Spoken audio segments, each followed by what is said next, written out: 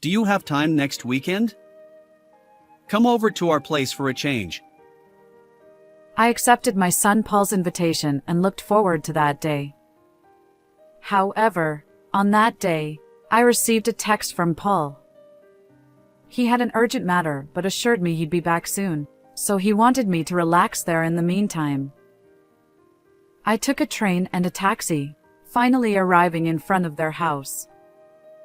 But when I pressed the intercom, the door didn't open immediately.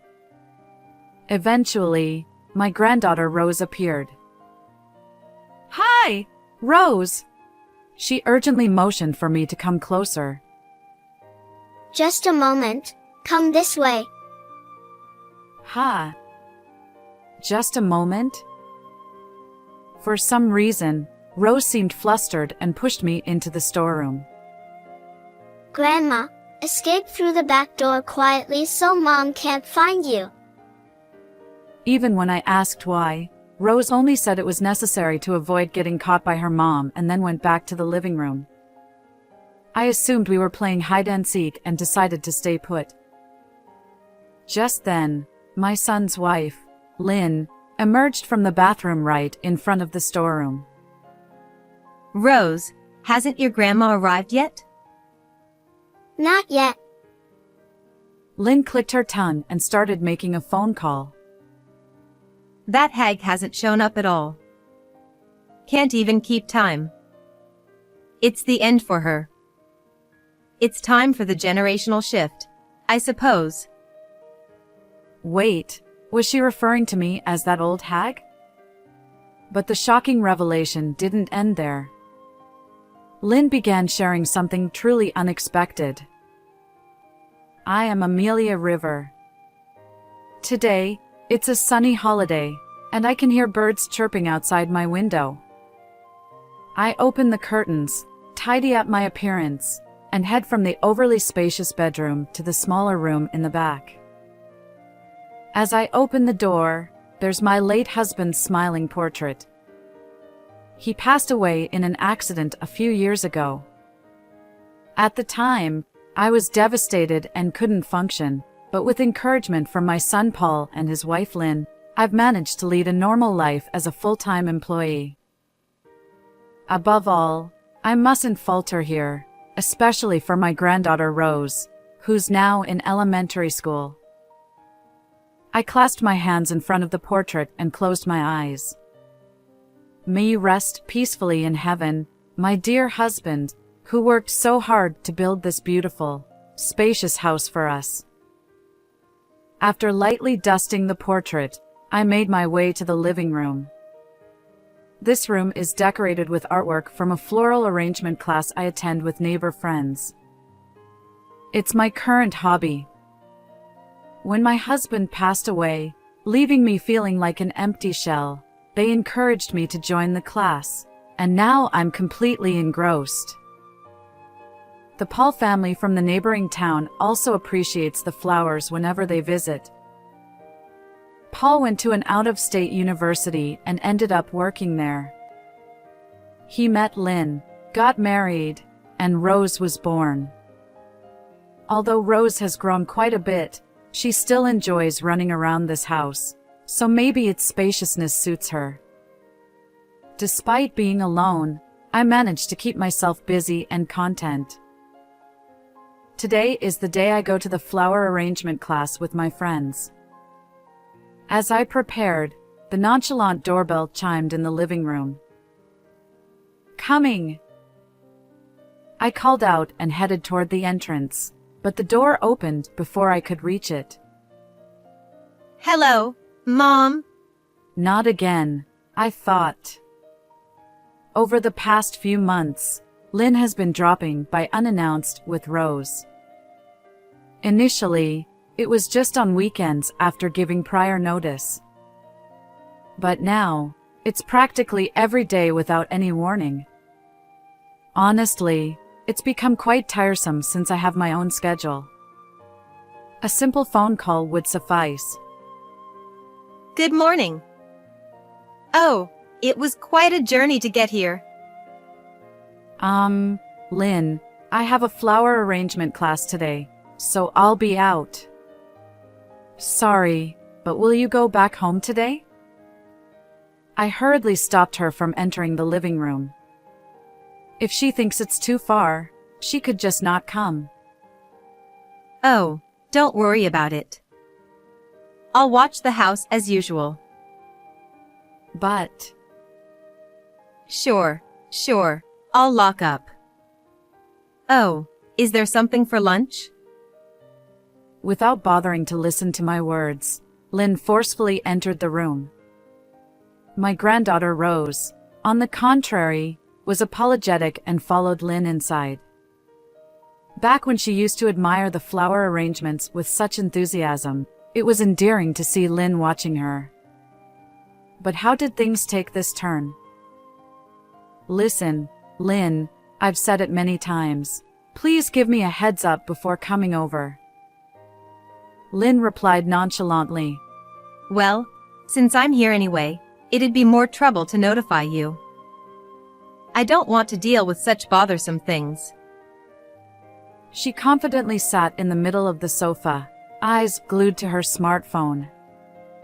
She'd show up at my house like this, lazy and leaving meals to others.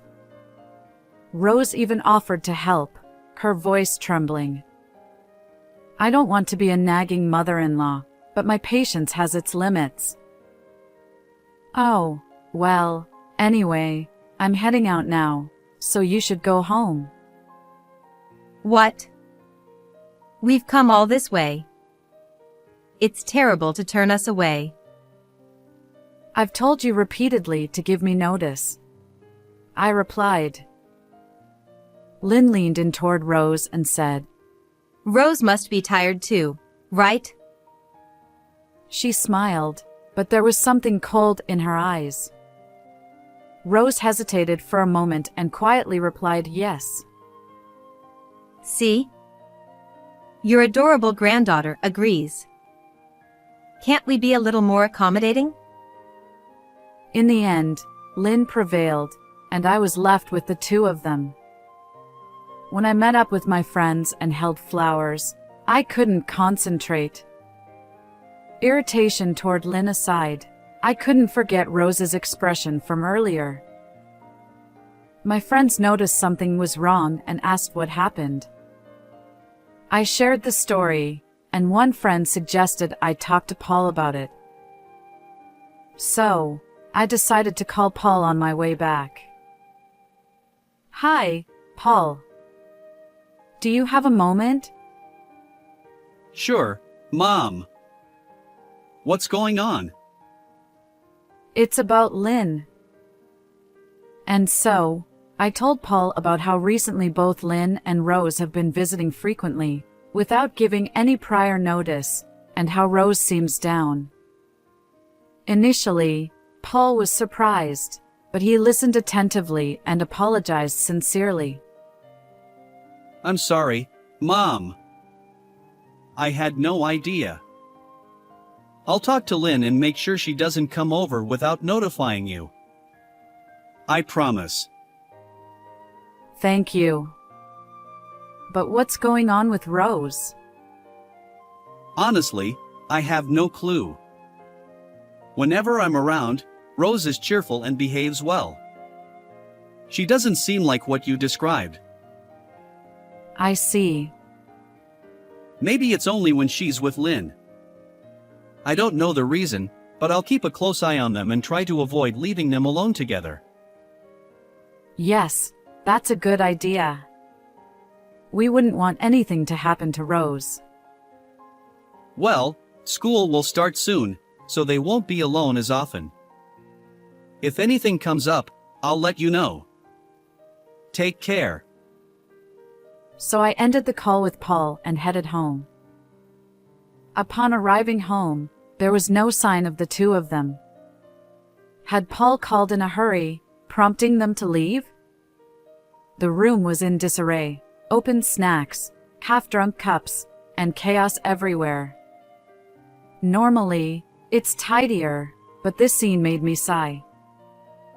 Yet, knowing they wouldn't visit without permission anymore brought some relief. Over the next few weeks, Lynn didn't show up. While I felt reassured, I remained concerned about Rose. I reached out to Paul several times, but his responses were vague. Busy, perhaps? And so, the weekend arrived, and this time it was Paul who contacted me. Hello, Mom. Are you free next weekend? Come over to our place for a visit. Rose really wants to see you. I replied enthusiastically, looking forward to that day. However, on that day, as I was heading to the station, I received a text from Paul. Something urgent came up, but I'll be back soon. Please relax at my home for now. His dedication to work reminded me so much of his father. I chuckled. It's wonderful that he graduated from college and found a job he loves. Paul truly makes me proud. After transferring between trains and a taxi, I finally arrived in front of Paul's house. I paid the fare to the driver and stretched a bit.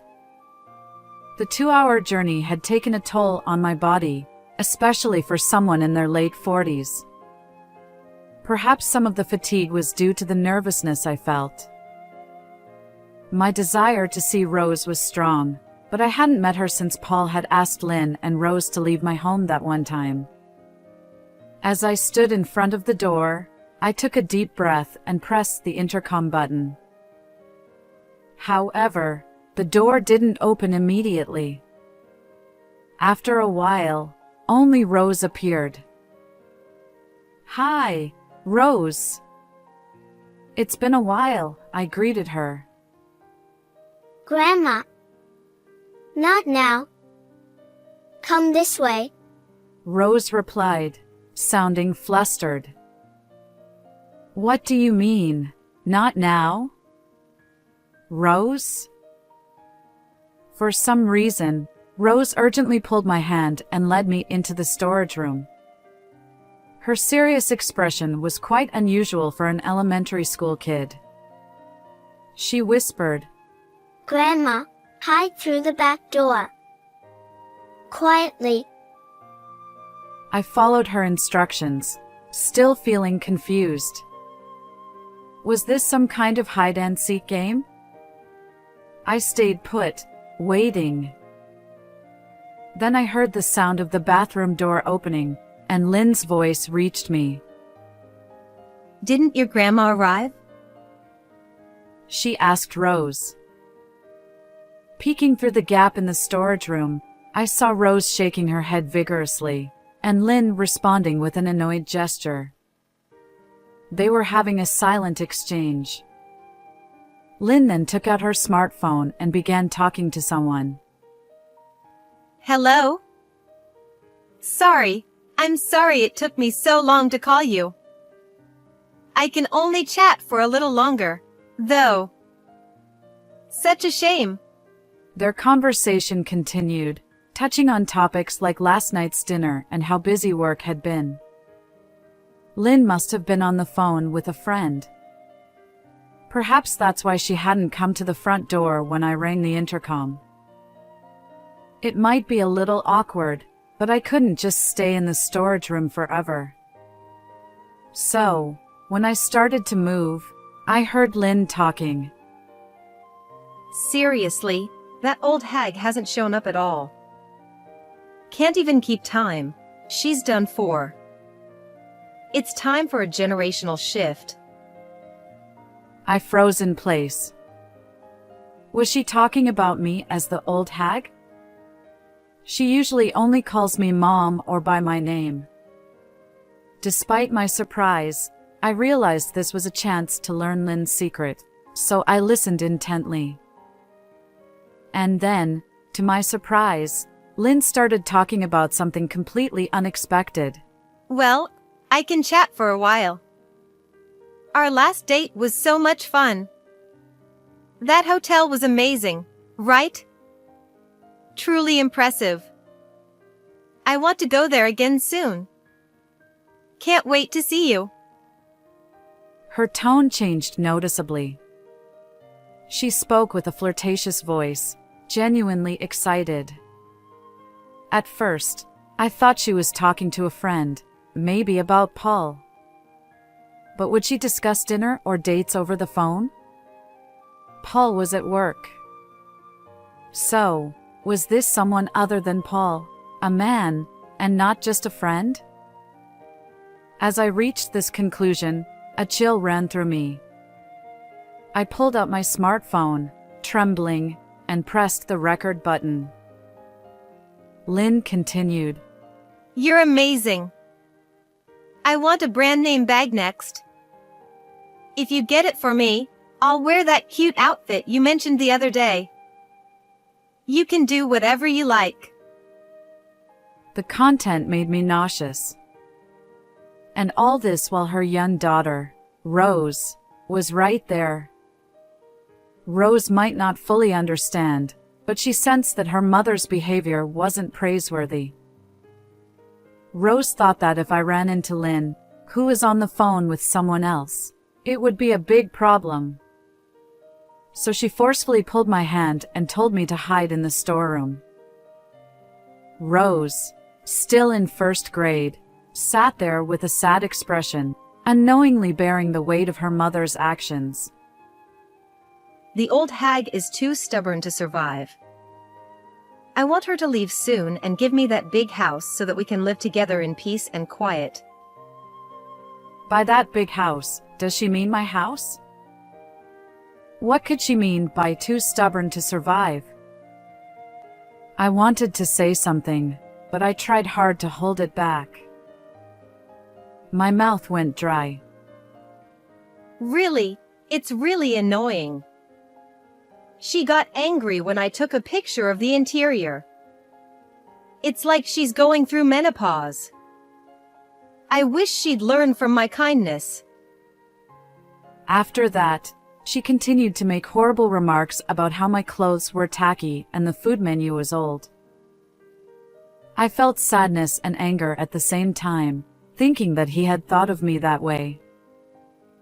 I rubbed my shaking body, telling myself that getting out of here now and getting angry would not change anything, and that I would just have to bear it for now.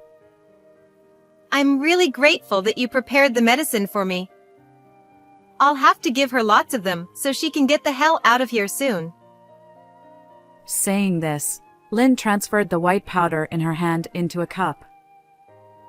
It was hard to see through the gap, but I assumed it was a visitor's cup I had given her a long time ago. It felt as if a blade had been placed against my neck. I don't know what medicine it was, but I was sure it was something not good. Don't tell me you're going to make me drink that. My blood quickly drained from my veins.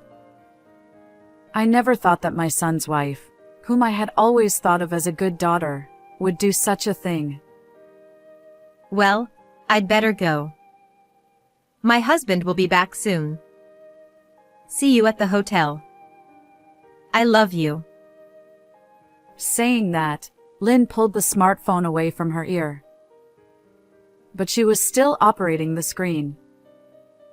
While I was watching what she was doing, the phone rang in my hand. Ah. I rushed to turn off my smartphone, but it was too late. Mom, did you hear that by any chance?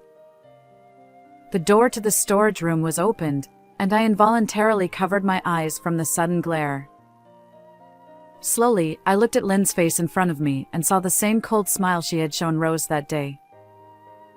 It was the first time I had ever been afraid of a woman's smile, much less that of a member of my own family. What are you talking about? I just got here a few minutes ago. I tried to argue in a trembling voice, but it would have been pointless.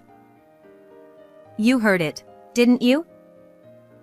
With a stern voice, Lynn closed the distance between us step by step. I resigned myself to the truth and decided to speak honestly. I stepped out of the storage room and faced Lynn. Yes, I heard. What exactly is going on? Are you having an affair? I mustered the courage to confront her. Honestly, I was trembling with fear, but I needed to confirm the facts.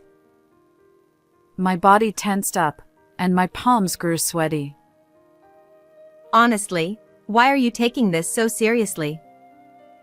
The person I was talking to earlier is just a friend.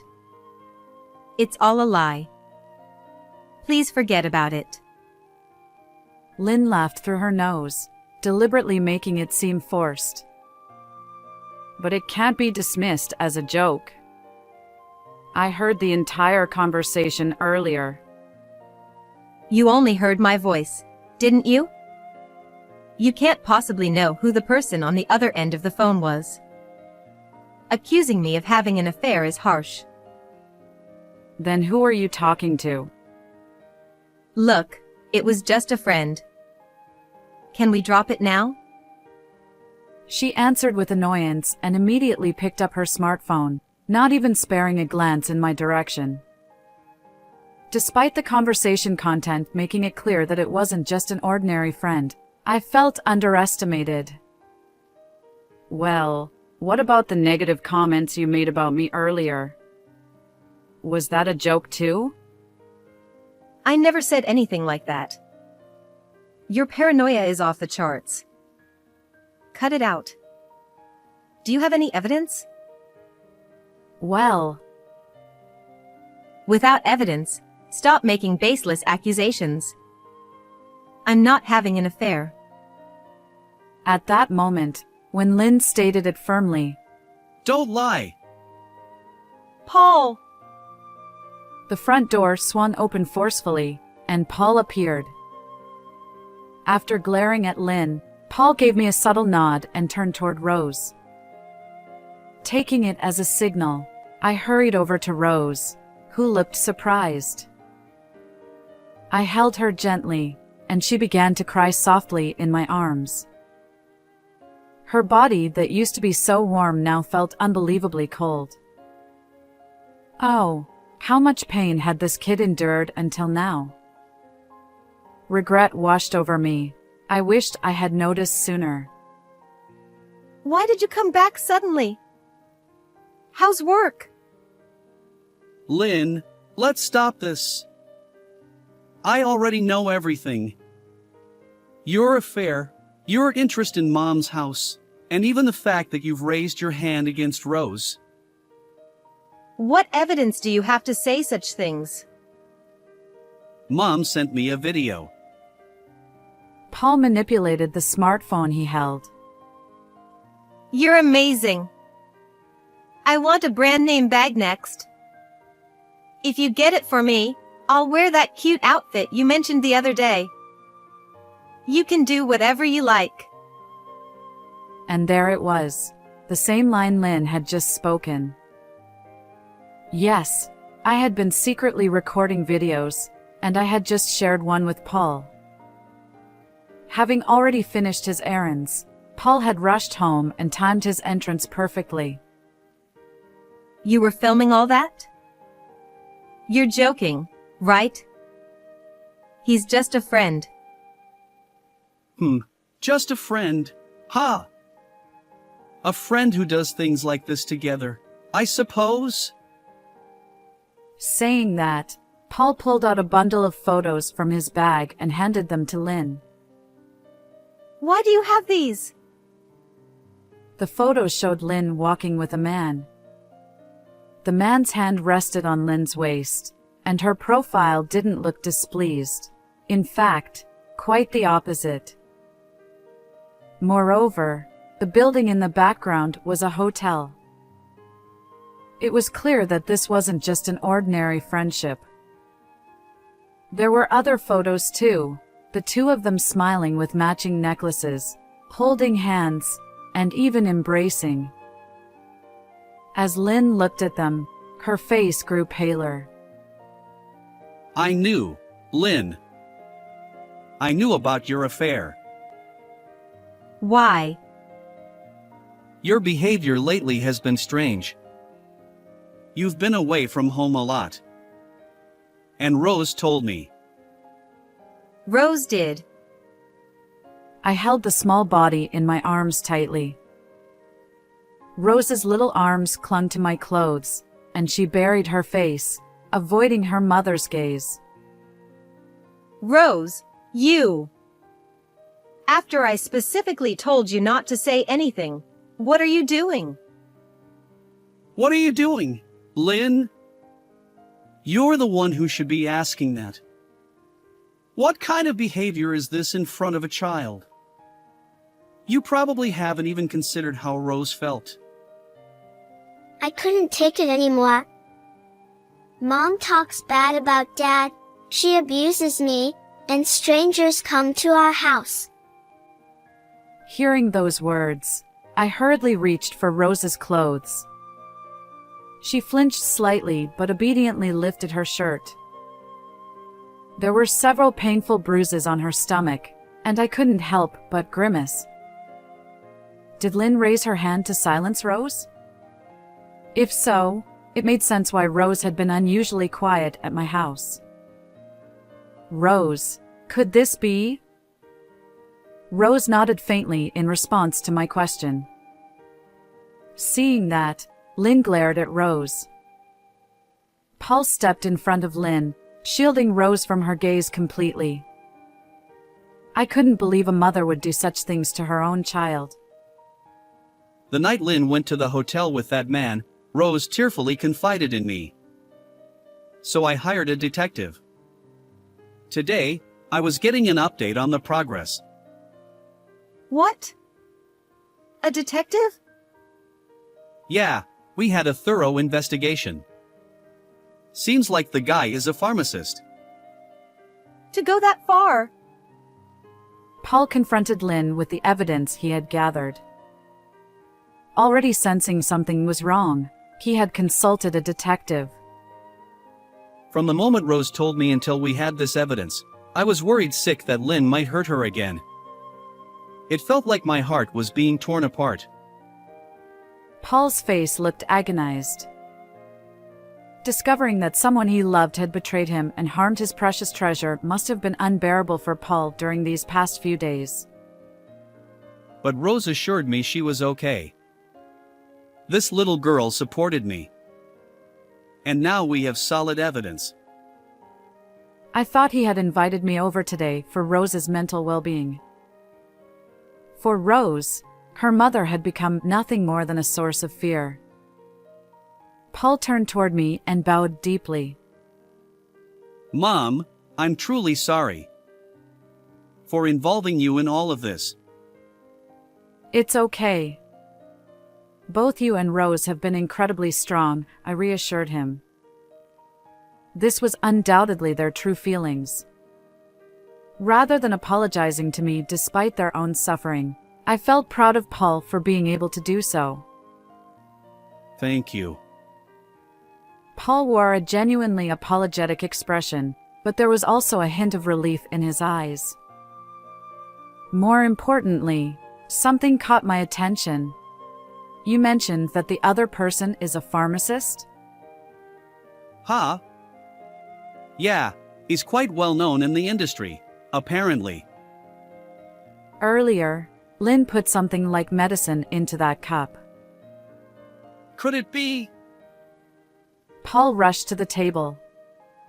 He overturned the cup, and white powder scattered across the floor. What is this, Lynn? I got it from that boyfriend of mine. For what purpose? Well, to get rid of this old hag, of course. It's obvious. I want to move in with him to that big house soon.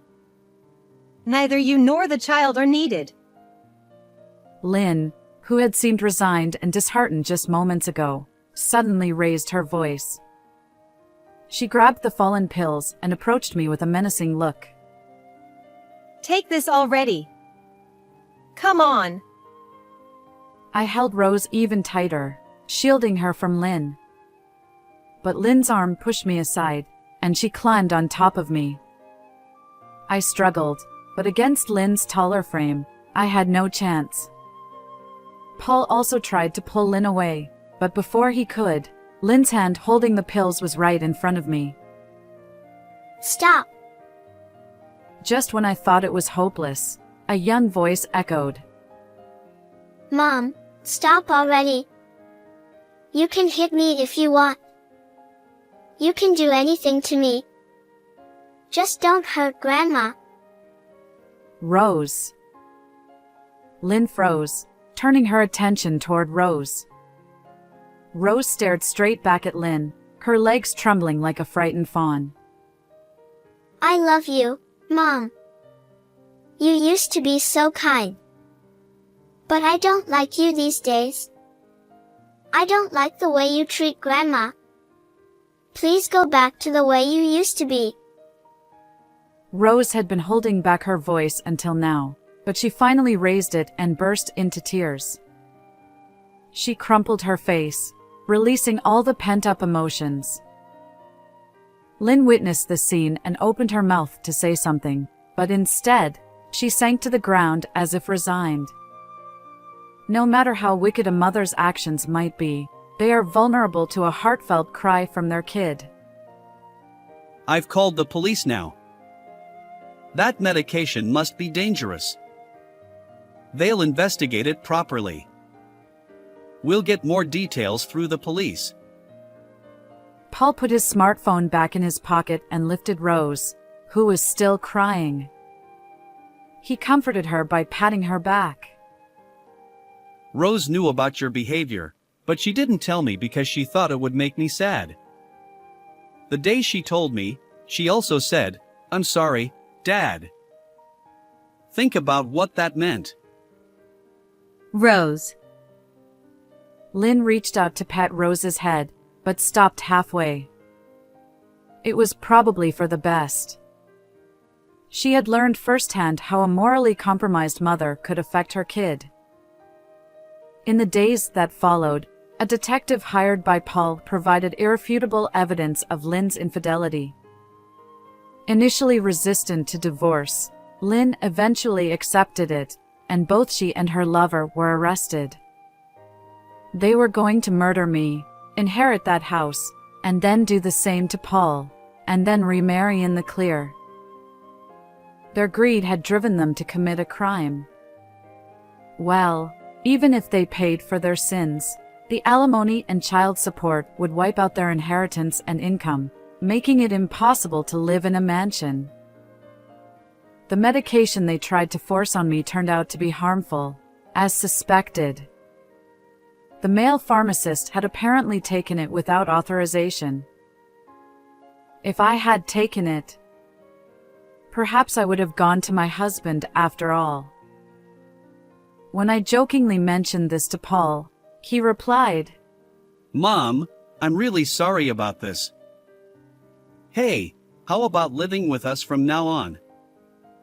Being alone must be tough for you, especially for Rose's sake." Now, in addition to the colorful flowers, I live with my loved ones.